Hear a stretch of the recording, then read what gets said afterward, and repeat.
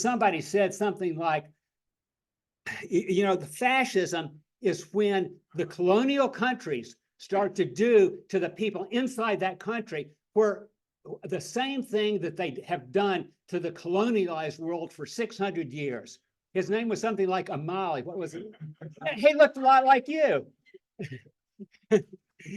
And that is exactly what we're confronted with today. There's no question that Donald Trump is a fascist. As a matter of fact, if he gets elected, I might share a jail cell with you. I have no doubt that that's true. But the problem is you have to ask the question, is Joe Biden any less of a fascist? Right. And the thing is, if somebody is going along with Netanyahu to bomb hospitals and then to make sure that hospitals do not have electricity, do not have water, and cannot provide treatment, is that person a real democratic great guy, or is that person a fascist? And I mean, right now, they are killing an average of 15 children a day by the method of starvation. Is somebody who endorses a policy of starvation a great democratic guy, or is that person a fascist? And the worst thing that he's doing is doing a political ploy, a stunt, and that is he's providing food for 38,000 meals, which sounds great, unless you realize that there's millions of people starving in Gaza.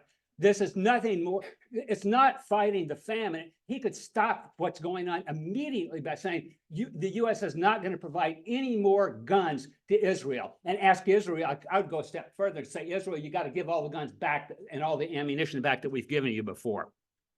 The last thing that I want to mention about the whole struggle about Palestine is to bring it back to 55, 56 years to the struggle against U.S. imperialism in Vietnam. When I was 21, I spent my 21st birthday in jail. I was in jail for the crime of opposing the Vietnam War. And what happened after the Vietnam War, people don't realize this, but the U.S. wanted to go into Angola, but to stop the Angolan revolution because, and instead it found a proxy, which was South Africa. And what Angola did was to find a supporter, which was Cuba. Today, Cuba defeated the South African forces and made a major blow against South African apartheid.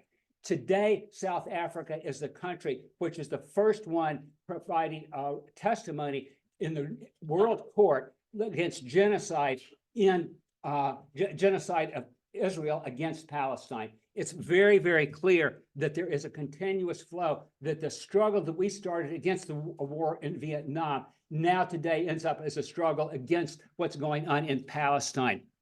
And so when I began the struggle against the Vietnam War in Palestine, people told me repeatedly, you can't win, the state is just too powerful. And the struggle of the Vietnamese people and our American supporters showed that we can bring the empire down. And I would just like to say, we can bring the empire down. And if I'm the only one saying that, and I'm just the wolf alley out alone. If there's two of us saying we can bring the empire down, it's a conspiracy. Yeah. And if three of us say we can bring the empire down, it's a mob. But if everybody says we can bring the empire down, it's a slogan that can energize people all over the world to stop not just what's happening in Palestine, but stop what the colonial powers are doing to colonialize people in the world. And I just want to ask, is there anybody who would stand with me and say, we can bring the empire down? We can bring the empire down.